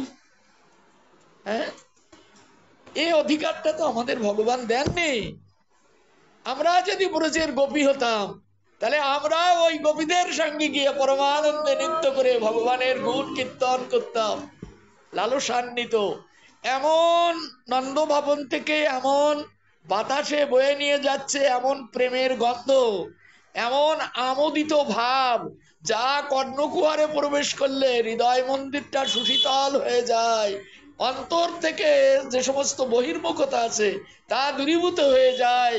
পরমানন্দে নন্দনন্দনের গুণ কীর্তন করবার জন্য হৃদয়টা আন্দোলিত হয়ে ওঠে। হ্যাঁ, আনন্দে ভরে ওঠে। তাই দেবতারাও স্বর্গ থেকে নৃত্য করছেন এবং পুষ্প বর্ষণ করছেন। আহা, এমন আনন্দ কি দেব আর! তাই তারা স্বর্গ থেকে পুষ্প বর্ষণ করছেন দেবতারা। এই আনন্দটা দেখে দর্শন করছেন দূর থেকে তারা। তাদের সুতীক্ষ্ণ চক্ষু তারা এই নন্দ ভবনের আনন্দটাকে দর্শন করছেন। এই সম্পর্কে শ্রীজীব গোস্বামী পাদ বর্ণনা করেছেন, অল্প করে খুলেছে। শ্রীজীব গোস্বামী পাদ বর্ণনা করেছেন যে এই যে ঢেউটা, এটা সবার হৃদয় মন্দিরে গিয়ে আনন্দের সঞ্চার করে না। কেননা কৃষ্ণগত প্রাণ যার নেই, কৃষ্ণ আনন্দ সে শরীরে প্রবেশ করে না। কৃষ্ণগত প্রাণটা কৃষ্ণের আনুগত্যে থাকা চাই। তাই দেবগণের এই নন্দ ভবনের গোপীগণ এবং গোপগণের এই আনন্দ দর্শন করে তারা চিত্তটি ব্যাকুলিত হয়েছে। আমরা যদি গোপী হতে পারতাম, হ্যাঁ,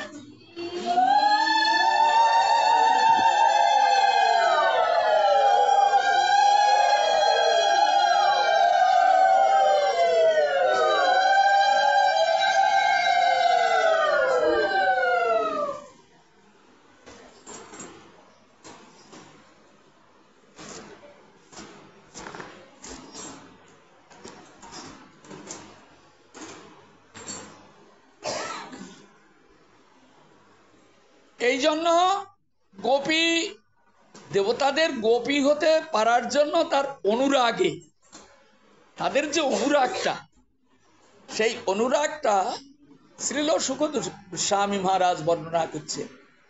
গোপীদের অনুরাগটা, যদি আমি হতে পারতাম ব্রজের গোপী, তাহলে আমি কি হতে পারতাম?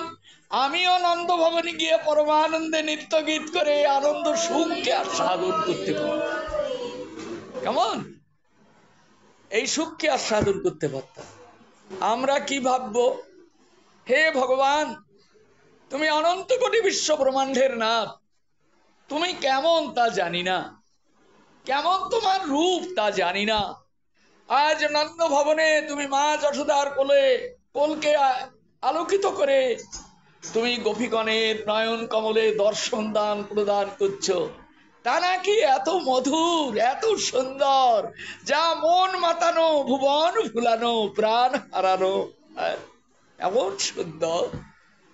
আমি যদি কোনোদিন ব্রজের গোপী হতে পারতাম, তাহলে নন্দ ভবনে গিয়ে তুমি যে গোলক থেকে ভূলোকে এসেছো, তোমার সেই রূপ মাধুরিমা আমিও দর্শন করতে পারতাম।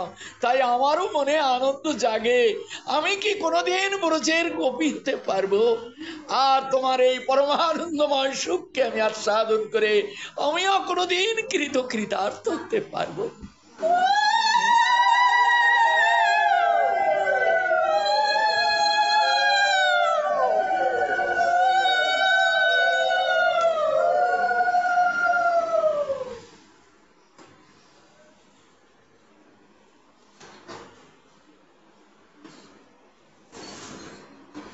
লালসান্বিত ভাব দেবতাগণকে। তাই কি দেব? তুমি কত দূরে, আমরা কত দূরে, তাই কি দেব? ফুল ছাড়া আমাদের আর কিছু নেই।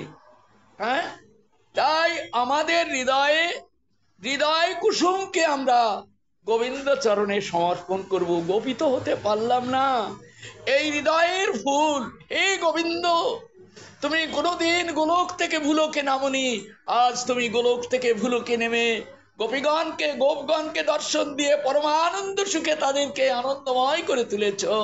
তাই এই আনন্দের রসকে আস্বাদন করে আমার মন যেন আকুল হয়।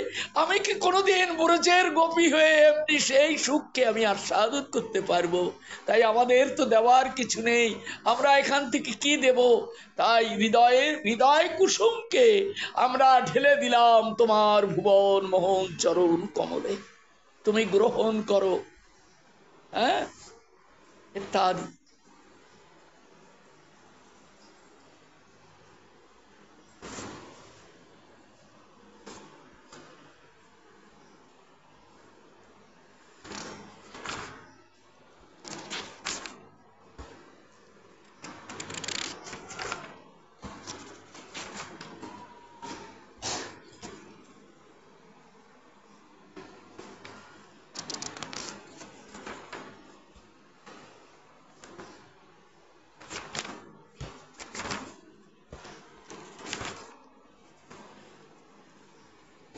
এইভাবে ব্রজের গোপীগণ তারা নিত্য গীত করছেন নন্দ ভবনে, আর বারে বারে ফিরে ফিরে নন্দনকে নয়ন ভরে দর্শন করছেন, নাচছেন গাচ্ছেন, ঘুরে ঘুরে আবার সুতিকা গৃহের দিকে ফিরে ফিরে তাকাচ্ছেন, নন্দনকে দর্শন করছেন। হ্যাঁ, আর নন্দনন্দন কি করছেন? তিনি দৃষ্টিপাত করছেন গোপীগণের দিকে। হ্যাঁ, তিনিও তাকাচ্ছেন। হ্যাঁ, ভগবান ছোট হোক আর বড় হোক, ভগবান ভগবানই। তিনি সকলের প্রেম রসকে আস্বাদন করবার জন্য তিনি ওই গোলক থেকে ভুলুকে নেমে এসেছেন, প্রেম রসের আস্বাদন পাওয়ার জন্য। হ্যাঁ, তাই গোপীগণের এই প্রেমে ভগবানও যেন মেতে উঠেছেন। বাহ, আমাকে দেখে তো পরম আনন্দ হচ্ছে। হ্যাঁ, তা আমি কি দেব তাদেরকে আস্বাদনটা বাড়ানোর জন্য? তিনি ওই অধর কমলের ছোট্ট হাসি ছেড়ে দিচ্ছে। অধর কমল, যে গোপী দেখছে সে দেখছে, আরে তুমি কি দেখছো? আমি দেখছি নন্দনন্দনের অধর কমলে কি মধুর হাসি। হাসতে শিখেছেন, সে দেখছে নন্দনন্দনের অধর কমলে কি মধুর হাসি। হ্যাঁ, আমাকে দেখে হেসে উঠল, আর আমি ওই হাসি দেখে আমার হৃদয়টা যেন ছিন্ন ভিন্ন হয়ে গেল। আমার মন বলছে আমি যেন ওই নন্দনন্দনের দাসী হয়ে জনম জনম তার চরণ কমলে পড়ে থাকতে পারি, যেন নন্দনন্দনের দাসী। হ্যাঁ, যার এই মধুর হাসি, হ্যাঁ, সে কত না সুন্দর। আমরা যে সুন্দরের পূজারী, সুন্দরকে ভালোবাসি, কিন্তু সে সুন্দর কি জগৎ সংসারে? সে সুন্দর হলো ভগবানের ওই চরণ কমল দুটি, সুন্দর। এর থেকে সুন্দর এই জগৎ সংসারে আর কিছু নেই। হ্যাঁ, তাই গোপীর মন বলছে, হে নন্দনন্দন, তুমি প্রথম দর্শনে আমাকে তুমি কিনে নিলে, আমি হলাম তোমার বিনামূল্যের দাসী। রাধে রাধে, আমি আজ থেকে তোমার বিনামূল্যের দাসী। আমাকে কোনো মূল্য দিতে হবে না, শুধুই তুমি কৃপা করো যেন তোমার ওই ভুবন ভুলানো চরণ দুখানি আমি সেবা করে জীবনকে অতিবাহিত। হ্যাঁ, হে নন্দনন্দন, তুমি এই কৃপা করো। কোন গোপী দেখছে কি নন্দনন্দন আমার দিকে তাকাচ্ছে, আমার দিকে তাকাচ্ছে, সে দেখতে পাচ্ছে। ভগবত কৃপা সবার মধ্যে তো একরকম হয় না, যাকে তিনি যেমন দর্শন দেন তিনি তেমনি দর্শন লাভ করেন। তাই ওই ছোট্ট বালকটি, ছোট্ট বাচ্চাটি, একদিনের বাচ্চা, সে দেখছে নন্দনন্দন আমার দিকে তাকাচ্ছে, বলছে কি আমার দিকে এমন ভাবে তাকালো, আমি দেখলাম গোপী, তাতে আমার কি মনে হলো? আমার মনে হলো আমার চোখ দুটি ওই ছাড়া যেন সারা জীবন আর কিছু না দেখে, আর যেন কিছু না দেখে। হে নয়ন, তুমি ওই নন্দনন্দনের ওই নয়ন দুটি ছাড়া আর কিছুই দেখবে না, তুমি নিরন্তর চেয়ে থাকো তার ওই নয়ন দুটির দিকে। হ্যাঁ, যে যা দেখেছে, হ্যাঁ, যে যেটি দেখেছে সেটি তার মধ্যে এত সুন্দর করে সে আস্বাদন লাভ করছে, তাতে সে হারিয়ে যাচ্ছে। তার প্রতি অঙ্গে অপূর্ব রূপের ছটায় ভরা, অপূর্ব সুন্দর রূপের ছটায় ভরা, প্রতি অঙ্গ তার প্রতি অঙ্গ। কেননা ভগবানের প্রতি অঙ্গই এত সুন্দর, এত সুন্দর তার প্রতিটি অঙ্গ। তাই গোপীগণ এইভাবে নন্দনন্দনকে দর্শন করছেন, এদিকে আনন্দ করছে, আবার ওদিকে দর্শন করছেন, আবার কান্নাকাটি করছে, আবার গড়াগড়ি যাচ্ছে। হ্যাঁ, গোপগণ তদনিরূপ আনন্দে আনন্দ পরিবর্তিত হচ্ছে। এই জন্য নন্দ ভবনে পরমানন্দ আজকে। কি পরমানন্দে ভরা এই নন্দ ভবন। এদিকে নন্দ বাবা দান করছে, দেহ দেহ লেহ লেহ, এই মাত্র শুনি দাও দাও নাও নাও। এমনি করে সারাদিন নন্দ উৎসব চলল। যার যার গরু নিয়ে দান নিয়ে যার যার বাড়ি ফিরে যাচ্ছে, আর ওই নন্দনন্দনের গুণ কীর্তন করতে করতে চলেছে। সর্বত্র নন্দনন্দনের গুণ কীর্তিত হচ্ছে। আর কি গাইবে আজকে? স্বয়ং ভগবান জগতের বুকে এসেছে। হ্যাঁ, এর থেকে শ্রেষ্ঠ দর্শনই বা কি আছে? এর তার সম্পর্কে যে গান সুমধুর গায়কগণ সুকণ্ঠে কীর্তন করছে, এর থেকে ভালো গুণ কীর্তনে বা আর কি আছে? তাই এই গুণ কীর্তন, বেদজ্ঞ ব্রাহ্মণের বেদ মন্ত্রোচ্চারণ ইত্যাদি, দান ধ্যান সবকিছুই আজ একেবারে পরমানন্দ, একেবারে পরমানন্দময়। এখানে যে প্রবেশ করেছে তার মনোমন্দিরে আনন্দের একেবারে ঢেউ বয়ে যাচ্ছে। আনন্দ, গোবিন্দানন্দ। হ্যাঁ, আমি আজকে ভেবেছিলাম আজকে যা জল ঝড় বৃষ্টির মতো যা দেখা যাচ্ছে, আজকে তো বোধহয় হরিকথা বন্ধ করে দেয় নাকি। কিন্তু আবার ভাবছি ভগবান, তা তো হতেই পারে না, দেখা যাক দেখি কি দাঁড়ায়। হ্যাঁ, তো যাই হোক, মোটামুটি আমাদের কিন্তু কোনো ব্যাঘাত করলো না। হ্যাঁ, কোনো ব্যাঘাত করেনি। তো নন্দনন্দনের কথা, নন্দনন্দনের এই গান, আজকে যে সুপ্রনিপাত যে মধুর বর্ণনা করছেন, আমি তো আর সেটা তার এক কিঞ্চিত করো কি আর আমার মুখ দিয়ে হবে, এটা অসম্ভব। কিন্তু সুপ্রনিপাত যে বর্ণনা করছেন তা যারা শুনছে, হ্যাঁ, তাদের চিত্ত যে আকুলিত হবে এ বিষয়ে তো কোনো সংশয় থাকতেই পারে না।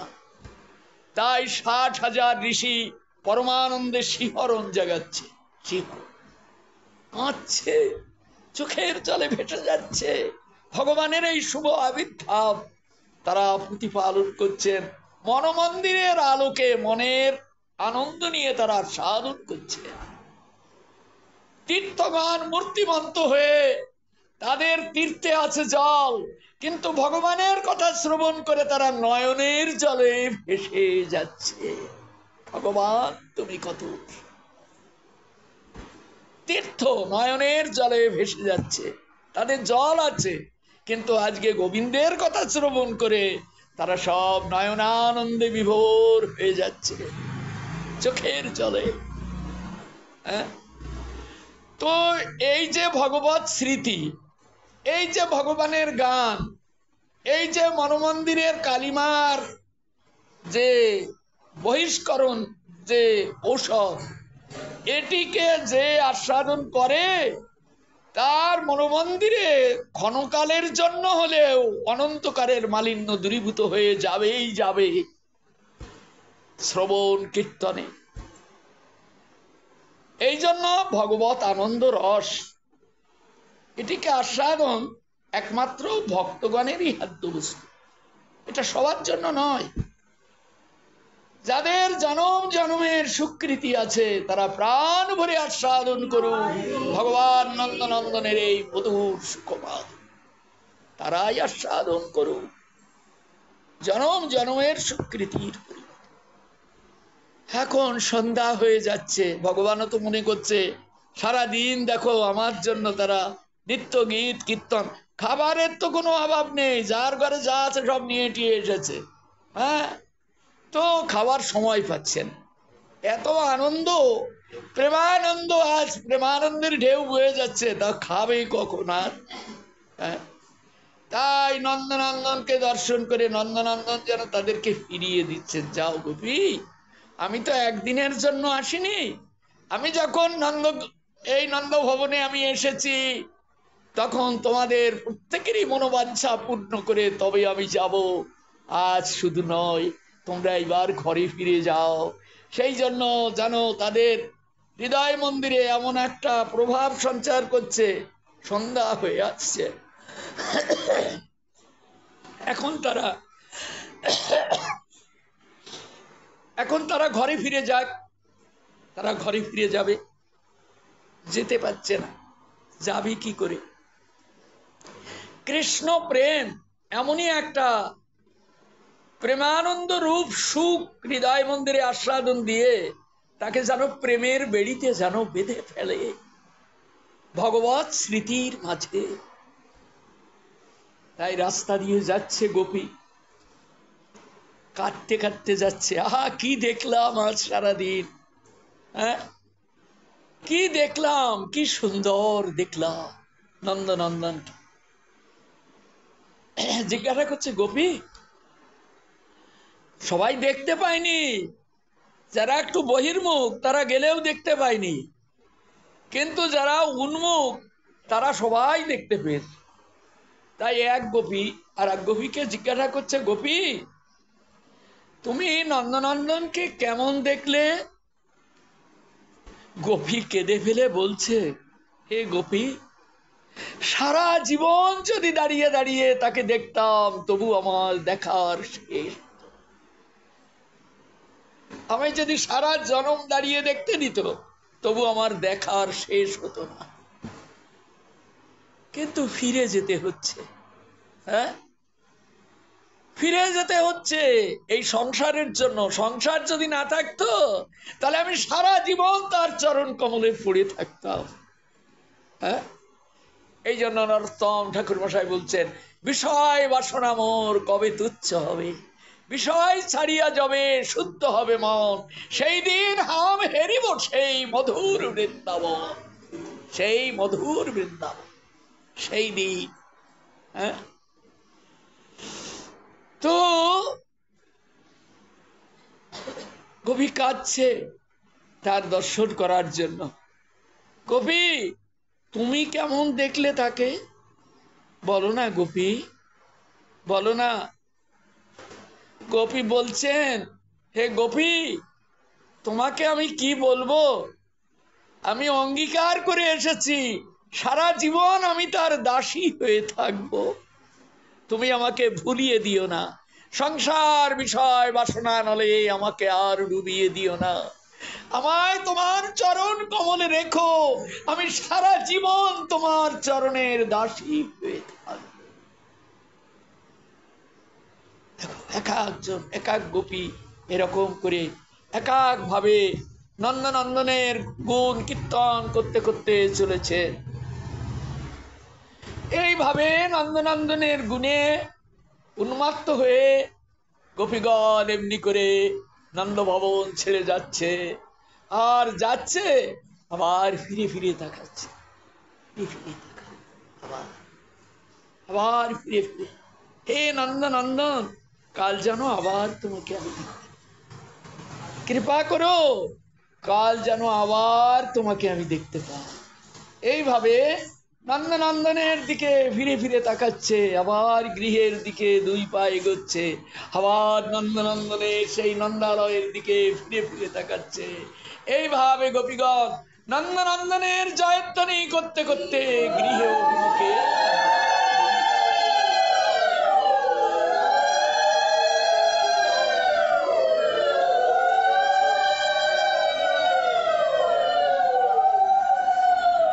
জয় নন্দনন্দনের জয়। আজকে নন্দনন্দন এই স্মৃতির মাঝে নন্দভবনে থাকুন। আগামী দিন মহাপ্রভুর কৃপা হলে আবার আমরা শ্রীমদ্ ভাগবতের এর পরবর্তী শ্লোক থেকে আমরা আস্বাদন করব। জয় নিতাই গৌর, জয় জয় Shri Radhesh.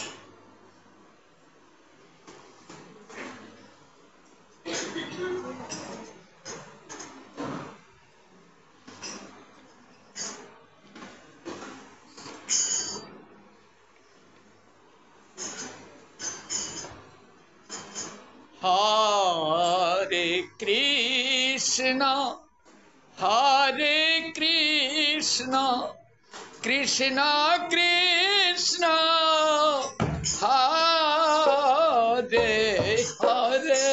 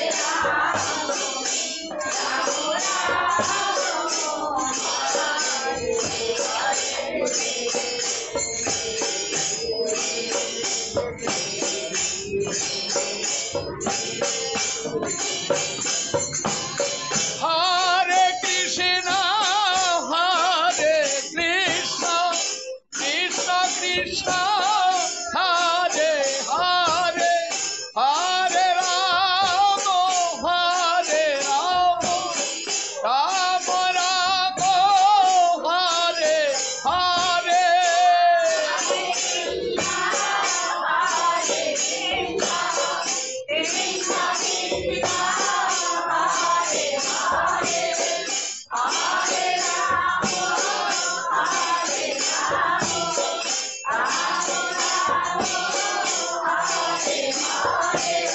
Hare Krishna, Hare Krishna, Krishna Krishna, Hare Hare, Hare Rama, Hare Rama, Rama Rama, Hare Hare.